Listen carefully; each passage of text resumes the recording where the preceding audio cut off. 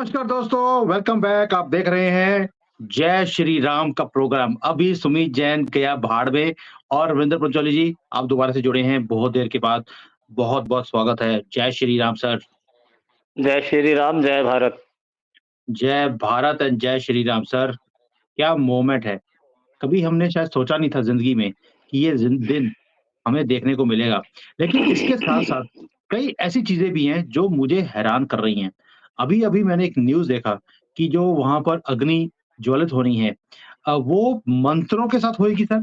वहाँ पे कोई भी माचिस वगैरह कुछ भी यूज़ नहीं होगी। ये पॉसिबल है क्या सर? मुझे तो सोच के हैरानी हो रही है यहाँ बैठकर कि ये चीज़ें भी पॉसिबल है आज भी? जी, जी, उसको कहा जाता है अरणि मंथन विधि, उससे अग्नि प्रकट की जाती है। इसमें शमी और पीपल की जो 2 लकड़ियाँ होती है, मंत्र उच्चार करते रहते हैं और उनको आपस में रगड़ते रहते हैं।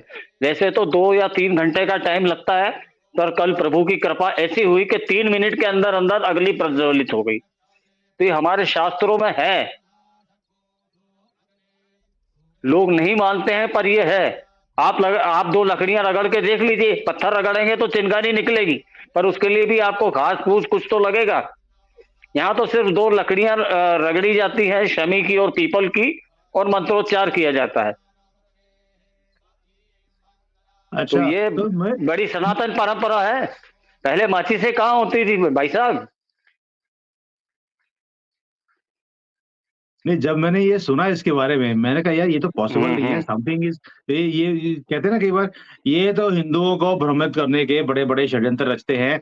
लोग ऐसे बोलते हैं और हमें हमेशा ही हिंदुत्व से, हिंदू बोलने से नफ़रत होती थी, यार ये सारे ढोंग करते हैं। आपने सुना होगा कि कभी अमरनाथ के ऊपर ये ढोंग बताते हैं, कभी जो हमारे मंदिर हैं उनके लिए ढोंग बताते हैं और इसीलिए जो ये सेकुलर हिंदू है, जो बेवकूफ़ सेकुलर हिंदू है, इन्हीं चीज़ों को बार-बार टीवी पे आके बोलते भी हैं और टीवी वाले भी इनके साथ मिले होते हैं। तभी मैंने आपसे पूछा ये वाली चीज़, क्योंकि इससे क्या होता है कि कई लोगों का जो भ्रम है, वो दूर होता है कि येस इट इज़ पॉसिबल। आज की दुनिया में भी ये जो शक्ति है, ये हमारे सामने है और जो हमारा मज़ाक उड़ाते हैं, इनका मुँह तोड़ जवाब है। बिल्कुल सही कह रहे हैं आप। अगर किसी ने पुराने मंदिर नहीं देखे हैं, औरंगाबाद में चले जाएँ, कैलाश मंदिर देख लें, खजुराहो में चला जाए, कोणार्क चले जाएँ। ये इसकी जो वास्तुकला है उसको देख के आप आश्चर्यचकित रह जाएँगे कि उस ज़माने में 10-10 टन के पत्थर उठा-उठा के कैसे लाए होंगे और कैसे उसमें वो कलाकारी उकेरी गई होगी। तो हमारे को असल में हमारे को अपने हीन भावना से ग्रसित करने में अंग्रेज़ों का सबसे बड़ा हाथ रहा है। अंग्रेज़ों ने पहले हम लोगों को बाँटा, कहा कि तुम्हारी संस्कृति बेकार है, फिर हमारे यहाँ तो पता है आपको, विभीषण और जयचंदों की कोई कमी नहीं है, जो शूद्र स्वार्थ के लिए सब कुछ बेचने को तैयार हो जाते हैं, आज भी वो है। जैसे एक बता दूँ मैं, राम जी का जो चारों तरफ नाम गूंज रहा है, उसपे किसी शायर ने लिखा है कि 4 लफ्ज़ों में कहें क्यों कर फसाना राम का, मतलब 4 शब्दों में राम का फसाना कहा ही नहीं जा सकता है। दिल का सुकून पाए जहाँ, वो है ठिकाना राम का। जहाँ मन को शांति मिलती है, वो धाम राम का है। आ रहा है फिर से दौरे मुनसिफाना राम का, फिर से राम राज्य आ रहा है। ये शायर ने लिखा है, तो सबको खुशी मनाना चाहिए कि ये दौर फिर से आ रहा है राम राज्य का। अब कुछ लोग नहीं समझने को तैयार है, अंधे हो रहे हैं, तो उसका कोई इलाज नहीं है। उनको जनता हुँ। अपने आप ठीक कर देगी। और जो जो राम का नहीं वो किसी काम का नहीं है, बार-बार हम कह रहे हैं। हनुमान जी बैठे हुए हैं, वो इन सबसे निपट लेंगे, वो अकेले सक्षम हैं, इनकी लंका दहन कर देंगे वो। सर एक चीज़ बताइए, जैसे रामलला का जो मूर्ति है वो ऑलरेडी प्राण प्रतिष्ठा के लिए जगह पर पहुँच गई है। इनका जो एंट्री है रामलला की, राम के मंदिर में अयोध्या जी के अंदर, ये कितना सिग्निफिकेंट मोमेंट है, हम सबकी ज़िंदगी के लिए, दुनिया के लिए? देखिए, ये मेरे ख्याल से पिछले 500 साल में सबसे ज़्यादा सिग्निफिकेंट मोमेंट है। लाखों लोगों ने जान दी है इस क्षण के लिए। पता नहीं कितने सनातनियों ने अपने प्राण न्यौछावर किए हैं, संघर्ष किया है। कोर्ट में हम लोगों से ज़्यादा धैर्यवान कोई कम्युनिटी नहीं है, जो अपने आराध्य देव को उनके घर में पहुँचाने के लिए 500 साल तक कोर्ट केस लड़ते रहे, संघर्ष करते रहे। 1829 से तो हम लोग कोर्ट केस लड़ते रहे हैं। तो ये हमारा धैर्य है, पर अब मैं कहना चाहूँगा कि अब बहुत ज़्यादा धैर्य भी कायरता की सीमा में आता है। अब वो धैर्य छोड़ दें। अब बाकी की भी तैयारी मोदी मोदी जी ने इशारा कर ही दिया है। वो देखिए, रामचंद्र जी ने भी रावण से युद्ध लड़ा था तो सबसे पहले शिव की आराधना की थी। तो मोदी जी ने शिव की आराधना से काम शुरू किया। काशी विश्वनाथ में कॉरिडोर बनाया, महाकाल लोक बनाया, केदारनाथ में कर दिया। अब शिव जी प्रसन्न हो गए, अब राम जी को लेकर आ रहे हैं कि भाई बाकी का संहार आपको करना है। और श्री कृष्ण जी को राज्य चलाने का सबसे अच्छा जो फार्मूला दिया है गीता में कि शासन कैसे किया जा सकता है और आज की डेट में आपको राजनीति किस तरह से करनी चाहिए, वो भगवत गीता में श्री कृष्ण जी ने बताया है। तो वो गायों को चारा खिला के उन्होंने इशारा कर दिया कि प्रभु आपका भी नंबर है, आप चिंता मत करो, यहाँ से निपट जाऊं, फिर आपको भी मैं लेके आता हूँ। सर, क्या बात करी अपने मोदी जी की। बिल्कुल सही बात बता रहे हैं कि हमारे लिए तो जो शिव है, ब्रह्म है, उसके बाद राम, उसके बाद कृष्ण और तीनों का नंबर बार वो काम कर रहे हैं कि इनके जो मंदिर हैं तोड़े गए थे, उसके ऊपर मस्जिदें बनाई गई ज़बरदस्ती और क्या कुछ इन्होंने हमारे साथ नहीं किया। हमारी सभ्यता को, हमारी आन-बान, शान को ध्वस्त करने के लिए और आज मोदी जी वो काम कर रहे हैं और आपको क्या लगता है कि जैसे मोदी जी अभी आज की डेट में प्राण प्रतिष्ठा में शामिल होंगे, उससे पहले उन्होंने 10 दिनों से या 15 दिनों से, मुझे नहीं मालूम कितने दिनों से, मैंने सुना है कि ज़मीन पर सो रहे हैं, कोकोनट पानी पी रहे हैं सिर्फ़। सर ये आदमी के ऊपर आपको लगता नहीं कि कोई दिव्य शक्तियाँ हैं, जो इतना भाग-दौड़ कर रहा है इस उम्र में, काम कर रहा है और सिर्फ़ नारियल पानी के ऊपर और ज़मीन पे सो रहा है सर? क्या श्रद्धा होगी इसकी इस आदमी के अंदर? सर तभी तो है उसके ऊपर वो 11 दिनों से इस पे कठिन व्रत हैं और पिछले 3 दिनों से मतलब जब 3 दिन रह गए हैं प्राण प्रतिष्ठा में, वो नीचे जमीन पर कंबल पर सो रहे हैं और सिर्फ नारियल पानी ही ग्रहण कर रहे हैं। आज 72 साल की उम्र का व्यक्ति 11 दिन तक सिर्फ नारियल पानी पे जीवित है। उसके उनके किसी भी कार्यक्रम को स्थगित नहीं किया गया है। कल 3-3 स्टेट वो घूम कर आए हैं। उससे पहले सारा उन्होंने मंदिरों के दर्शन किए हैं। जहाँ-जहाँ राम जी के भी चिन्ह मौजूद थे साउथ में, वो वहाँ पूरे होकर आए हैं। तो इस आदमी का तो कोई कंपैरिजन है ही नहीं। आप ये मान लें कि वो एक तरह से ईश्वर का आशीर्वाद भारत के लिए मिला है कि ये व्यक्ति आया है। ये व्यक्ति अगर नहीं आता, तो शायद अगले 500 साल तक भी हम राम मंदिर के लिए झगड़ते रहते और शायद हमारा अस्तित्व खत्म हो जाता। अगर कांग्रेस दोबारा आ जाती, तो ये सनातनियों का अस्तित्व अगले 15-20 साल में खत्म हो जाता। फिर वो तो सर एक ही ये तो गाना चलता कि तेरा मेरा रिश्ता क्या ला इलाहा इल्लल्लाह, यही आप हम सब बोलते रहते। इसके अलावा कोई बाकी बचा छोड़ा नहीं था इन्होंने कसर। सब जैसे कर्नाटका का जो मिनिस्टर है, उसने भी तो बोल दिया ना सनातन के लिए पहले भी बोला था क मच्छरों की तरह है। उसने वो बोल दिया कि हम सनातन को खत्म कर देंगे। अभी मोदी जी इतनी मेहनत कर रहे हैं, पूरा देश, पूरे हिंदू सनातनी जो हैं, वो लगे हुए हैं रामलला को बैठाने के लिए, टेंट से निकाल कर अपने स्थान पर, अपने गर्भ स्थान पर बिठाया हुआ है। और इन्होंने बोलना शुरू कर दिया ये तो टेंट के अंदर जैसे वो डॉल्स होती हैं, वो वैसे हैं रामलला। इतनी चिढ़ है सर इनको या फ्रस्ट्रेशन है?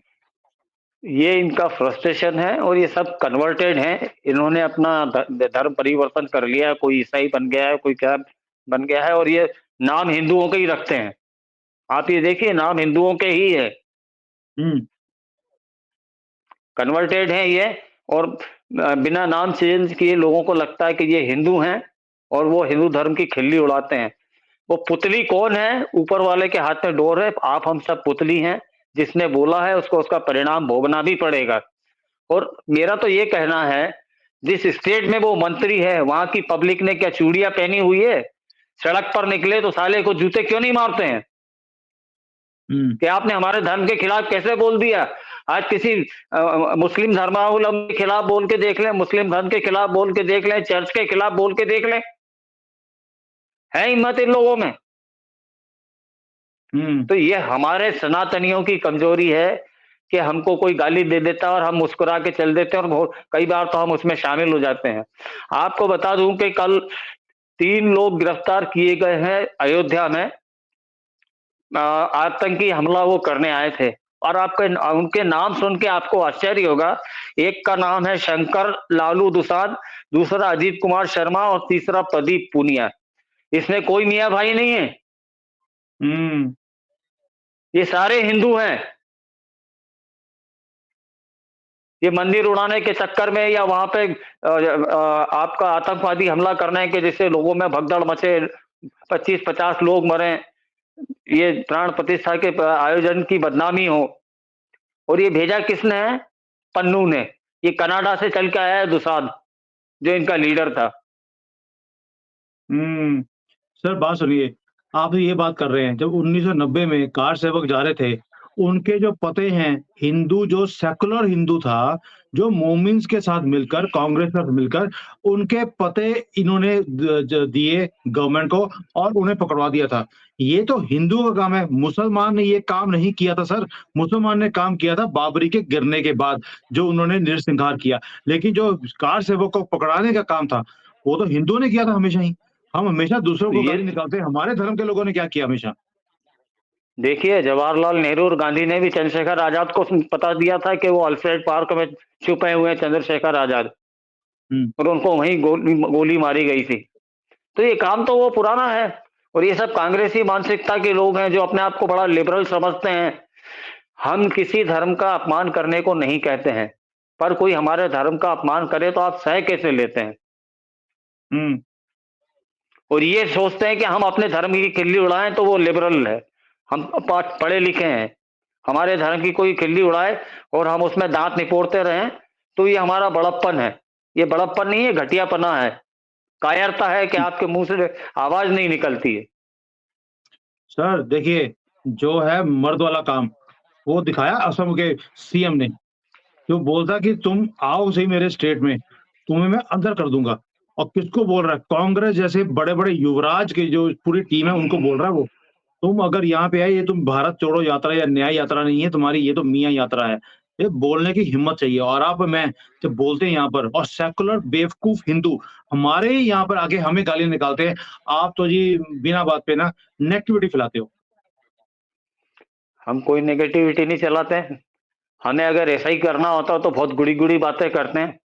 हुँ, अगर सच आप लोग नहीं सुन पाते हैं तो मैंने बार-बार निवेदन किया है, बहुत सारे यूट्यूबर हैं, उनके पास जाइए और सुनिए। सर एक चीज़ बताइए मुझे, अभी चलिए आप इन इन चोरों को छोड़िए जो बेवकूफ सेकुलर हिंदू और कांग्रेसी जो हैं, इनको छोड़ दीजिए। आज है राम का टाइम, आज राम की बात करते हैं। अभी सर राम की जो मंदिर है, इसकी बातें शुरू हो रही हैं, 22 को हमने जैसे इनॉग्रेट हो जाएगा, कुछ ही घंटे रह गए हैं इस काम में। और अभी पता लगा है कि जो ज्ञानवापी है, उसके ऊपर भी फैसला आ गया कि भई 20 तारीख को ये इसकी जो पूरा है एरिया, उसकी सफाई की जाएगी और वहाँ पे निशान देखे जाएँगे कि ये क्या था, हिस्ट्री में क्या था। और जो मुसलमान के पक्ष है, हिंदुओं का पक्ष है, वो दोनों के दोनों रिप्रेजेंटेटिव्स वहाँ पे होंगे, कोर्ट के आदेश पर। सर ये अभी 22 का काम हुआ नहीं, 20 को दूसरा काम चालू भी हो गया ज्ञानवापी का। भई अब राम जी आ गए हैं तो उनके आराध्य शिव हैं, तो वो यस। कैसे वो गंदगी में रह सकते हैं? वजू खाने में वो शिवलिंग इन्होंने करा है, वजू खाना उसको बोलते हैं, जहाँ से बाहर जो नमाज़ी आते हैं, वो अपने हाथ-पाँव धोते हैं और कुल्ले करते हैं। मतलब इन लोगों ने हमारे देवी-देवताओं का ये सम्मान किया है। हमारे यहाँ जो साले सेकुलर हैं और जो ढोंगी हैं, वो जाके चादरें चढ़ाते हैं मज़ारों पर। ये उनके धर्म का सम्मान करते हैं और ये लोग हमारे धर्म का किस तरह सम्मान करते हैं, ये इसका साक्षात उदाहरण है कि जहाँ आप हाथ-पाँव धोते हैं, कुल्ले करते हैं, गंदगी फैलाते हैं, वहाँ वो जगह पे आपने वो शिवलिंग के आस-पास पूरा वो बना रखा है वजूखाना। सर, आप हिंदुओं को गाली तो तब निकालेंगे जब हमारे ये जो करप्ट शंकराचार्य हैं, ये वहाँ जाके चादरा चढ़ाते हैं और जो पादरी हैं, जो कि करप्ट था, केसेस के अंदर पकड़ा गया है, उससे जाके आशीर्वाद लेते थे। आप बाकियों को गालियाँ तो हिंदुओं को गालियाँ तो बाद में निकालेंगे जब हमारे ही अपने शंकराचार्य, जिनको बिठाया गया था धर्म की रक्षा के लिए, वो तो उनके चरणों में पड़े हुए हैं सर। जब हमारे धर्म गुरु का ये देखिए हाल है तो हम हिंदुओं को क्या बोलेंगे? देखिए, वो उन दोनों शंकराचार्य की हमने खूब पोल खोली है और उसके बाद रामलला जन्मभूमि न्यास ट्रस्ट का भी वो मैसेज आया है कि विमुक्तानंद कोई शंकराचार्य नहीं है, सुप्रीम कोर्ट में उनका मामला अटका हुआ है, तो वो शंकराचार्य तो है ही नहीं। और ये जो विमुक्तानंद है, इसको अतीक अहमद का जब इनकाउंटर किसी ने गोली मारी थी तो इनको तकलीफ हो गई थी, तो ये शंकराचार्य है या पाखंडाचार्य है, ये पब्लिक डिसाइड करे। ये सही साले बात सब है। बहुत बड़े पाखंडी हैं, 1.5 क्विंटल के वो गेहूं के और चावल के बोरे अपने आगे पीछे लटका के शंकराचार्य बन के बैठे हुए हैं। इनका कोई काम नहीं है, इन्होंने कोई काम नहीं किया है। और हिंदुस्तानी मीडिया सबसे घटिया मीडिया है, उनको सब कुछ मालूम है कि ये शंकराचार्य नहीं है, पर हिंदू धर्म की बेइज्जती करनी है, हिंदू लोगों को हमको नीचे दिखाना है, उसके कारण ये हम्म। सारा खेल चल रहा है। जी, मैं बार बार अग्रवाल जी बोल रहा आए थे हूँ। हमारे हमारे हमारे यूट्यूब पे, उन्होंने कहा था कि ये बोल नहीं सकते हैं, सुप्रीम कोर्ट ने इनको शंकराचार्य डिक्लेयर नहीं किया, ये शंकराचार्य नहीं है तो क्यों इनको शंकराचार्य बोलते हैं भाई? सर, आज टाइम है राम का। मैं बार-बार आपको उसी पे लेके आता हूँ। आज ये नेगेटिव लोगों का, बेशक वो ये ठग, चोर, शंकराचार्य हैं, इनके बारे में बात नहीं करेंगे। आज बात करते हैं मोदी की, आज बात करते हैं भारत की, आज बात करते हैं सनातन की। अभी मोदी जी ने एक और कार्य कर दिया। ये 6 जो स्टैम्प्स हैं, 6 स्टैम्प्स को निकाल दिया रामलला के ऊपर और अयोध्या जी के ऊपर। अब आप बोलेंगे यार आजकल चिट्ठी पत्थर लिखता कौन है? ये स्टैम्प्स निकालने का फ़ायदा क्या है? आपको लगता है कि ये जो स्टैम्प्स निकाली हैं, ये सिंबॉलिक हैं, इसका भी एक महत्व है और प्लस उन्होंने एक बात बोल दी कि these are small things, giving a bigger picture. क्या मैसेज है सर, ये बिगर पिक्चर की कौन-सी बात कर रहे हैं वो?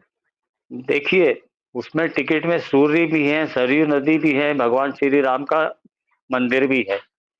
ये सिंबॉलिक है कि अब राम राज्य आ रहा है और भारत की जो चमक है सूर्य की तरह पूरे विश्व में फैलने वाली है।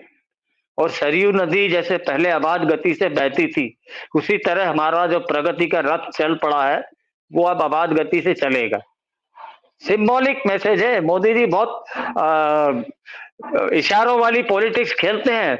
जो समझ जाए तो बहुत अच्छी बात है, नहीं समझे तो बाद में समझ में आती है जब पीछे से थप्पड़ पड़ता है सर पे। सर, देखिए, आप मोदी जी की तारीफ़ बहुत ज़्यादा करते हैं, मुझे मालूम है। क्योंकि बंदे ने काम भी किया है, जैसे अभी अपने आप को वो शुद्ध करने के लिए, प्योर करने के लिए फ्रॉम माइंड एंड बॉडी, जैसे वो सिर्फ़ नारियल पानी के ऊपर वो जी रहे हैं इस वक़्त और ये प्रण जो उनका था 27 साल पुराना कि मैं राम मंदिर में तब जाऊँगा, जब राम मंदिर बनेगा, उन्होंने पूरा किया। और हमने वो काला टाइम भी देखा है, जब कार सेवकों के ऊपर हेलीकॉप्टर से गोलियाँ चलाई गई थी, हमें वो टाइम याद है और कैसे इन्होंने बिल्कुल बेरहमी से उनका कत्ल किया था। और आज वही स्टेट यूपी, उसका चीफ मिनिस्टर योगी आदित्यनाथ उसी हेलीकॉप्टरों में उन्हीं कार सेवकों को या जो पिलग्रिम्स हैं, जो वहाँ पे आना चाहते हैं, उनके लिए हेलीकॉप्टर सेवा भी शुरू कर दी। सर, चक्का घूम गया क्या टाइम का? बिल्कुल पूरा 360 डिग्री से घूम गया है, पर जो विपक्षी हैं उनका वो वहीं के वहीं अड़ा हुआ है। कल भी मुलायम सिंह यादव के भाई शिवपाल यादव ने स्टेटमेंट दिया है कि जो कार सेवकों पे गोली चलाई वो संविधान की रक्षा के लिए थी। तो ये लोग सुधरने वाले नहीं हैं। अब इनको अगर जो हिंदू वोट देते हैं तो पहले वो अपना आत्ममंथन करें खुद कि वो क्या जिस जिस पार्टी को वोट दे रहे हैं वो वोट देने लायक है। और अगर आप वोट दे रहे हैं तो आप अपने को टटोले के आप हिंदू हैं या कोई वर्ण संकर हैं कि कहीं की कहीं का रोड़ा और माता जी ने कुनबा जोड़ा। सही बात है सर, ये इनका कोई हाल नहीं है, ये बेवकूफ़ सेकुलर हिंदुओं का। भी अगर संविधान को बचाने के लिए आपने कार सेवकों के ऊपर गोली चलाई, तो बहुत इंस्टेंसेस हैं जहाँ पे मोमेन्स ने देश को ही जलाने की बात करी, तब आपने गोलियाँ क्यों नहीं चलाई? आपने कश्मीर में गोलियाँ क्यों नहीं चलाई? आपने केरला में आज भी आप गोलियाँ नहीं चलाते, ना वेस्ट बंगाल में, ना नॉर्थ ईस्ट में, तब संविधान कहाँ चला जाता है आपका? ये सारा संविधान आपको हिंदुओं के मामले में क्यों दिखता है सर? सर ऐसा है, ये लोग अधम हैं, बिल्कुल।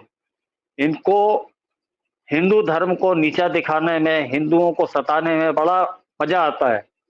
ये जवाहरलाल नेहरू और महात्मा गांधी तो नहीं कहना चाहिए, वो जो ठरकी बुड्ढा था जो गांधी, मैं ठरकी बुड्ढा कहूंगा, कोई मेरे ऊपर डिफेमेशन का केस करना चाहे तो स्वागत है, मैं प्रूव कर दूंगा कि ये दोनों ठरकी थे। और नेहरू जी किस रोग से मरे हैं, ये जाने कितने पत्रकारों को पुराने को पता है कि वो किस रोग से मरे हैं, बताता नहीं है कोई। ये हिंदुस्तान का मीडिया है जो हर बात छुपाता है। अमेरिकन मीडिया की तरह होना चाहिए कि उनकी निजी लाइफ की बखिया उधेड़ के रख दे कि ये आपने जिस आदमी को प्रधानमंत्री बनाया है, जिसको आप महात्मा बोल रहे हैं, उनका कैरेक्टर कैसा रहा है। इनकी किताब पढ़ लें महात्मा गांधी की, ब्रह्मचर्य से के प्रयोग करके। मुझे कहते हुए शर्म आती है कि इतना बुढ़ा आदमी और क्या हरकतें करता था वो। सही बात है सर। अच्छा, आपने इनकी बात करी है सारी, ये बुड्ढे ठगों की। एक बुड्ढा एक कनाडा में, अमेरिका में भी बैठा है, पन्नू नाम का। अब उसके सिर के ऊपर या दिल के ऊपर, पता नहीं पगड़ी के ऊपर साँप रेंग रहे होंगे, जब उसने सुना होगा कि भई उसी के सिख भाई भारत के अंदर वो अखंड पाठ रख रहे हैं 22 जनवरी को कि 500 साल से हमारा एक एका है। हिंदू सिख जो है, क्योंकि सिख जो है हिंदुओं से ही निकले थे लड़ने के लिए मुगलों के खिलाफ। अब उन्होंने एक अखंडता के लिए एक अखंड पाठ रखा है। सर, पन्नू का क्या हो रहा होगा आज की डेट में, और ये जो सिख हैं, इन्होंने क्या मैसेज दिया है पूरी दुनिया को? सिख धर्म जो बना है हिंदू धर्म की रक्षा के लिए ही बना था। हिंदू परिवार में जो बड़ा लड़का होता था वो सिख धर्म अपनाया जाता था। सिख का जो शाब्दिक अर्थ है, इसका मतलब है शिष्य, गुरु का शिष्य। वो कहते हैं ना, गुरु को क्यों मान्यता देते हैं, सिख धर्म में गुरु की मान्यता सबसे ज्यादा है। तो इनके गुरु ने इनको शिष्य बनाया कि हमें हिंदू धर्म की रक्षा करनी है। हिंदू धर्म की रक्षा के लिए ही सिख धर्म अपनाया गया। ये अपनी जड़ें भूल रहे थे, ये वापस अपनी जड़ों की तरफ आ रहे हैं। वैसे मतलब मुश्किल से 5 या 10% सिख हैं जो अपनी जड़ों से अलग हो रहे थे। बाकी 90% सिखों में और हिंदुओं में रोटी और बेटी के संबंध बराबर कायम है। उसमें कहीं कोई रुकावट नहीं है, ना ऐसे कोई आपस में दुर्भावना है। ये कुछ जो भटके हुए लोग हैं, जिनको बाहर से पैसा मिल रहा है, वही लोग ये सब भ्रम फैलाने की कोशिश करते हैं। अदरवाइज सिख धर्म हिंदू धर्म से अलग नहीं है। गुरु ग्रंथ साहिब में 400 से ज्यादा बार श्री राम का नाम आया है। हुँ। सर, मैं तो खुद पंजाब से आता हूँ, तो वहाँ पर कोई भी ऐसा सिख हिंदू का कोई प्रॉब्लम ही नहीं है। कांग्रेस ने बड़ी कोशिश करी कि ये हमेशा रिफ्ट बनी रहे, बढ़ती रहे। जैसे खालिस्तान मूवमेंट भी कांग्रेस की ही शुरू करी गई थी। ये तो भला हो केपीएस गिल का, नरसिम्हा राव का, जिन्होंने इसको प्रॉब्लम को ही जड़ से खत्म कर दिया, और उसके निशान दोबारा से हमने भारत में नहीं देखे। और ये जी। बाहर ही पनपते रहे, आज दोबारा से अपना फन उठाने की कोशिश करते हैं। लेकिन सर, एंड में बात करेंगे जो सुप्रिया है कांग्रेस की, वो धक्के खा रही थी कल सर राम मंदिर में, और अब वो बोलना शुरू कर दिया इन्होंने कि राम सबके हैं। सर, ये सारे शिफ्ट इतनी जल्दी, गिड़गिड़ भी इतनी जल्दी रंग नहीं बदलता सर, जितनी जल्दी ये बदलते हैं कांग्रेसी। सर आपको वो सुप्रिया लगती होगी, मुझे तो कुप्रिया लगती है वो। या राहुल गांधी को सुप्रिया लगती होगी, है वो कुप्रिया। क्रूर नेत्र, जिसके नेत्र क्रूर है, आप उसकी आंखें देखिए, उसका बोलने का तरीका देखिए, ऐसा लगता है कि साक्षात कोई राक्षसनी बिल्कुल जमीन पे उतर आई है भी ऐसी मोटी तगड़ी। शूर्पणखा सर। शूर्पणखा कह लीजिए, शूर्पणखा। तो वो है भी वैसी मोटी तगड़ी राक्षसियों की तरह। उसको धक्का मुक्की हुई है। इन्होंने जहां वहां जाके पाखंड करने की कोशिश ये करी कि रामचंद्र जी का झंडा लहराने के बजाय कांग्रेस का झंडा इन्होंने लहराने की कोशिश करी। जनता ने उसका विरोध किया। और इनकी तो पीछे से लोग बदमाशी भी कर रहे थे। इनकी चप्पल पे किसी ने पांव रख दिया था पीछे से कि साली आगे बढ़े तो औंधे मुंह गिरे, पर बच गई नहीं तो इसके दांत टूटने की पूरी तैयारी थी। सर, कांग्रेसियों के साथ होना ऐसा ही चाहिए कि इनकी चप्पल पे पैर रखा जाए चलते चलते, और ये औंधे मुंह गिरे, और लोग ये काम बड़े आसानी से कर सकते हैं 2024 में। इन्हें ऐसे नीचे गिरा जाए परमानेंटली कि इन्हें अपनी नानी याद आ जाए, और नानी जो बैठी है इटली में, ये वहीं पे धक्के खाने के लिए वहीं पहुंच जाए। और सर, इनके ऊपर हमने इतनी वीडियोस बनाई है रिसेंटली, इनका पर्दाफाश करने के लिए, ये कांग्रेसियों के लिए, और जो हमारे बेवकूफ सेकुलर हिंदू हैं, इनको इनको भी इनका आईना दिखाने के लिए कि कैसे आपने हमेशा ही कांग्रेस का साथ दिया है, और हमारे सारी चीज़ों के ऊपर आपने विघन डाला। कभी भी कोई काम होने नहीं दिया और मीडिया और हमारे जो करप्ट सुप्रीम कोर्ट के, हाई कोर्ट के जजेस हैं, ये सारे इनके साथ लगे रहते हैं, इनको सपोर्ट करने के लिए। लेकिन आज टाइम है रामलला का, ये मोमेंट है, राम में है पूरी दुनिया से जो वीडियोज़ आ रही हैं, it is like touching the heart. हमने वीडियो बनाया भी था रिसेंटली कि कैसे पूरी दुनिया राम में हुई पड़ी है, क्या गोरा क्या काला, कोई फ़र्क ही नहीं पड़ता, कोई कलर नहीं, कोई जात नहीं, कोई पात नहीं, कोई डिफरेंस नहीं सर, सिर्फ़ एक ही चीज़, हम सब राम सेवक और राम का नाम ले रहे हैं और ये मोमेंट्स देखकर ऐसा लगता है कि शायद ये once in a life time है हम सबके लिए और हम शायद अपने जो पूर्वज हैं, उनका भी जो सपना है वो पूरा कर रहे हैं, हमारी आँखों के थ्रू शायद वो भी ये मोमेंट्स को एन्जॉय कर सकते हैं, देख सकते हैं। और ये जो अभी होने वाला है प्रोग्राम, हम कोशिश करेंगे कि लाइव इसे दिखाएँ अपने चैनल के ऊपर। मुझे मालूम नहीं है कि कैसे करते हैं, you are sitting in India या कोई और जो ये प्रोग्राम देख रहे हैं अभी, अगर आप हमें हेल्प कर सकें कि कैसे हम इस चीज़ों को लाइव अपने चैनल के ऊपर दिखा सकते हैं, तो प्लीज़ आप हमारी हेल्प करें क्योंकि मुझे चाइना के अंदर कोई भी एक्सेस नहीं है। If you can help me out, please do that. So Ravinder ji, thank you so much. आखिरी में एक बात बोलना चाहूँगा। ये जो विरोधी और कांग्रेसी बार-बार जो बेहुदा बातें कर रहे हैं रामलला के बारे में, मंदिर के बारे में, तो तुलसीदास ने एक दोहा लिखा है कि परहित सरिस धर्म नहीं भाई, पर पीड़ा सम नहीं अधमाई। तो ये इस तरह की बातें करके लोगों को पीड़ा दे रहे हैं, जो सबसे अधम कार्य माना जाता है, किसी के मन के पीड़ा को पहुँचाना सबसे नीच कर्म है और ये जो नीच कर्म कर रहे हैं 2024 में उसका परिणाम भुगतने के लिए तैयार हैं। सर, ये मैसेज तो है 60% सनातनी के लिए। और जो बेवकूफ़ हिंदू है, सेकुलर वाला, कांग्रेस को जिसको है ना की गोदी में बैठा हुआ, इनको जगाने का काम मुझे नहीं लगता कि श्री राम भी कर सकते हैं। श्री राम ने 500 सालों से कोशिश कर लिया, लेकिन वो भी फेल हो गए। ये सेकुलर हिंदू जागने को तैयार नहीं है। कांग्रेस की ही भाषा बोलता है और ऐसा लगता है कि जैसे मोमिन से इतना प्यार है कि पता नहीं भाईचारा जो है हिंदू मुस्लिम भाई-भाई का नारा इनके खून में से निकल नहीं सकता जो कूट-कूट कर कांग्रेस ने 75 सालों में भरा हुआ है। इसलिए मैं तो गिव अप कर चुका हूँ सेकुलर हिंदू को जगाने के लिए। मुझे लगता है आपको भी कोशिश बंद कर देनी चाहिए। मोदी जी तो हाथ खड़े कर ही चुके हैं इन बेवकूफ हिंदुओं के सामने। इसलिए इनको अपने हाल पे छोड़ दीजिए। इन्होंने हमारा भट्टा बटाया है हमेशा ही पिछले 1000 साल से। अगर हम गुलाम रहे तो ये सेकुलर हिंदुओं के कारण ही रहे। इसलिए इनका बहिष्कार करना ही बेटर है। इनके ऊपर जितना हँसा जाए, जैसे राजदीप सरदेसाई है, वो बरखा बिना बादलों के बरखा करती है। भई इससे अच्छा तो शेरवानी जो फटे वाली शेरवानी डालती है, वो शेरवानी का तो एट लीस्ट सीधा दिखता है कि भई हमारा एजेंडा है, हमने इस्लामिक कंट्री बनाना है। वो ओपनली बोलते हैं और जो हमारे सेकुलर हिंदू हैं, जो टीवी पे आकर बड़ी-बड़ी हाँकते हैं, इनका कुछ भी हो नहीं सकता। इनको मुझे लगता है सिर्फ़ जो अज्ञात वीर हैं हमारे पाकिस्तान में जो काम कर रहे हैं, उनको लिस्ट भेज देनी चाहिए कि भैया उनके साथ-साथ ये भी कर दीजिए। और कोई सॉल्यूशन ही नहीं है। मुझे लगता है आप वहाँ पे भारत में बैठकर ये काम नहीं कर सकते। मैं चाइना से ये काम कर दूँगा। अज्ञात वीरों को ये लिस्ट भेजने का काम मैं ही करने वाला हूँ। इसलिए रविंदर जी, आज मुझे लगता है कि राम जी को अपना काम करने दीजिए और ये जो अज्ञात वीरों को जो लिस्ट भेजनी है, उसका काम मैं करता हूँ, आप सबके बेसिस के ऊपर। और उससे पहले बहुत-बहुत धन्यवाद आपका। आज आपने बहुत ही एक एक पूरा बुके था राम के मंदिर के आस-पास, वो पूरा हमने क्रिएट किया है, लोगों के साथ शेयर करने का एक अवसर मिला है हमें। और आपने भी बहुत अच्छी तरह से इसको समझाया, जो कुछ भी हो रहा है भारत में राम के मंदिर के लिए और सनातन के लिए। तो बहुत-बहुत शुक्रिया और जय श्री राम। जय श्री राम। राम काज किए बिना मुझे कहाँ कहाँ विश्राम। जब तक राम का काम होता रहेगा हम कोई विश्राम करने वाले नहीं। जय भारत। नहीं करने जय वाले श्री राम। सर, जय Shri Ram. Hi there. If you liked the video, please don't forget to smash the like button, subscribe to our channel, and activate the bell icon so that you receive all notifications whenever we upload a new video. Thanks for watching.